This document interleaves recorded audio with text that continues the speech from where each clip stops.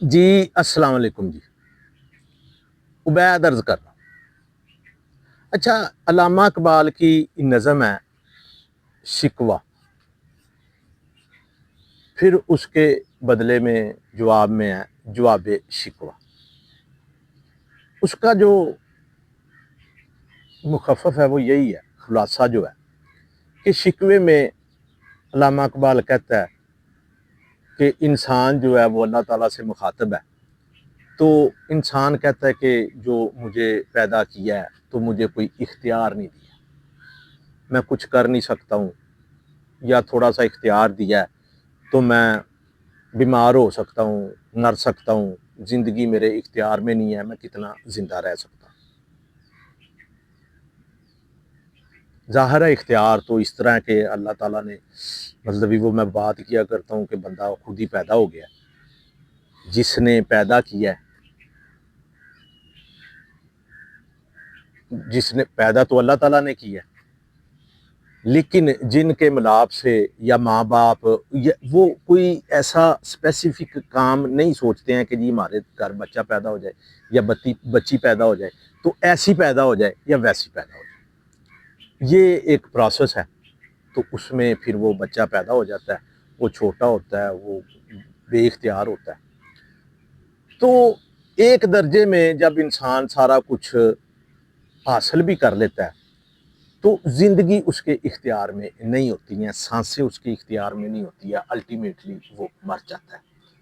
تو یہی ہے، اپنے اختیارات کا شکوہ کرتا ہے انسان اللہ تعالیٰ سے۔ تو جواب شکوہ میں یہی ہے، پھر اس مطلب علامہ اقبال جو جواب شکوہ میں وہ کہتا ہے کہ اللہ تعالیٰ پھر کہتا ہے انسان کو کہ جی دیکھو میں نے آپ کو پیدا کیا، ایسا بنایا کہ دنیا میں کوئی چیز لقد خلقنا الانسان فی احسن تقویم، کہ کوئی چیز بھی آپ سے بہتر نہیں ہے، اشرف المخلوقات، پوری کائنات میں آپ کو دماغ دیا، آپ کر سکتے ہو، ادھر جا سکتے ہو، ادھر جا سکتے ہو، آپ سوچ سکتے ہو، تدبر، فکر، شعور، یہ سب چیزیں آپ کو دی، ایون دین کے بہرحال آپ جہازوں پہ پھر رہے ہو، بہت کچھ کرتے ہو، تو یہ اختیار ہی ہے نا، یہ اس کا جواب ہے۔ بات تو یہی ہے کہ شکوے میں انسان شکوہ کرتا ہے کہ جی میرے پاس ہے کچھ نہیں، میرے پاس اختیار کچھ نہیں۔ تو جواب شکوہ میں اللہ تعالیٰ کہتا ہے، اپنی نعمتیں گنواتا ہے کہ ہم نے تمہیں یہ دیا، ہمیں تمہیں اختیار دیا، ہمیں تمہیں دماغ دیا، شعور دیا، عقل دی، تدبر، فکر، مشاہدہ، پھر تمہارے لیے مطلب ظاہر ہے ایک کتاب بھی دے دی۔ اصولی طور پر آپ دیکھیں کہ اللہ تعالیٰ نے آپ کو بغیر کسی کوشش کے، بغیر کسی ایفرٹ کے، خود بخود انعام میں دنیا کی بہترین مخلوق پیدا کی۔ اور یہ جو کہتے ہیں نا کہ حضرت آدم علیہ السلام کو جنت میں بھیجا، تو آپ اس کو اسی طرح ہی لے لیں کہ ہم آدمی ہیں تو ہم ادھر جنت میں ہیں، اللہ تعالیٰ نے انسان کو جنت میں ہی بھیجا۔ ہوتا یہ ہے کہ انسان خود ایسے کام کرتا ہے کہ وہ جنت سے جہنم میں موو کر جاتا ہے، مائیگریشن کر جاتا ہے، ہجرت کر جاتا ہے۔ ہمیں یہ جو زندگی ملی ہے ہم اس کی قدر نہیں کرتے، ہم یہ سمجھتے ہی نہیں ہیں، ہم یہ سوچتے ہی نہیں ہیں، ہم یہ فکر ہی نہیں کرتے ہیں کہ ہم کتنے اہم اللہ تعالیٰ نے بنائے۔ کچھ ہماری تربیت، کچھ ہمارے معاشرے کی ضروریات، یہ جو اچھا یہ یعنی کہ ہم کتنے انعام یافتہ لوگ ہیں، ہم یہ غور نہیں کرتے۔ یہ جنتی ہے، جہنم اس کو خود بناتے ہیں، اور جنت کو جہنم جو ہے نا بنانے میں مین کردار جو ہے نا وہ سرمایہ داری نظام کا ہے۔ یہ آپ کو روٹی کی فکر ڈالتا ہے۔ کچھ لوگ جو دنیا کو کنٹرول کرتے ہیں وہ ایسا کرتے ہیں کہ یہ انسان جو بہترین پیدا ہوا تھا، جو مطلب جس کو روٹی کی فکر ہونی ہی نہیں چاہیے تھی، اللہ تعالیٰ نے اتنا رزق دنیا میں رکھ دیا تھا کہ وہ کوئی بھی انسان بھوکا نہ مرے، تو وہ اس کو اسی روٹی کی فکر میں ڈال کر بھوک سے ڈر سے ڈراتا ہے، اور یہ اس کو اسی چکر میں ڈال دیتا ہے۔ یہ ہوس بھی اسی کی بنیاد ہے۔ یہ ہوس کی بنیاد جو ہے نا، وہ بھی یہی ہے۔ بندہ انسان میں ڈر کی وجہ سے ہوس میں مبتلا ہوتا ہے، ورنہ ہوس کا کوئی جواز بنتا نہیں ہے۔ اچھا، جس معاشرے میں، جس تکلیف میں ہمیں یہ سرمایہ داری نظام ڈالتا ہے،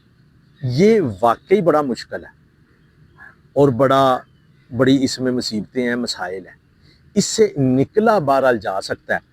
اس کے لیے تربیت کی ضرورت ہے،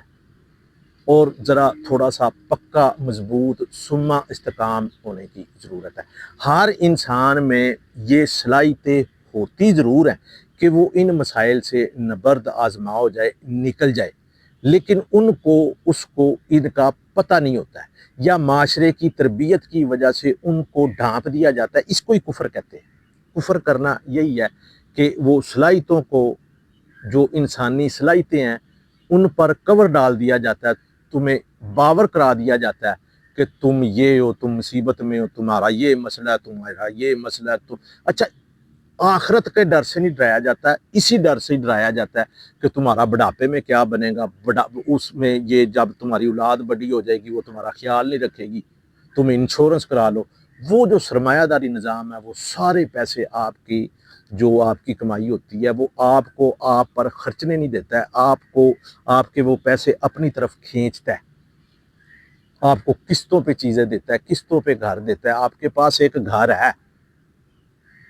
چھوٹا سا گھر ہے، آپ کو کہے گا جی بڑا گھر دے دیتے ہیں، آپ کو مطلب گاڑی ہے آپ کے پاس، آپ کو بڑی گاڑی دے دیتے ہیں، کہ آپ اپنا پیسہ اپنے آپ پر خرچ نہ کر سکیں۔ گزارش یہ ہے کہ انسان کو چاہیے کہ وہ اپنے آپ کو پہچانے، اللہ تعالیٰ نے جو کرم نوازی اس پر کی ہے، جو نعمت اس کو دی ہے، زندگی کی صورت میں دی ہے، صحت کی صورت میں دی ہے، عقل، شعور، تدبر کی صورت میں دی ہے،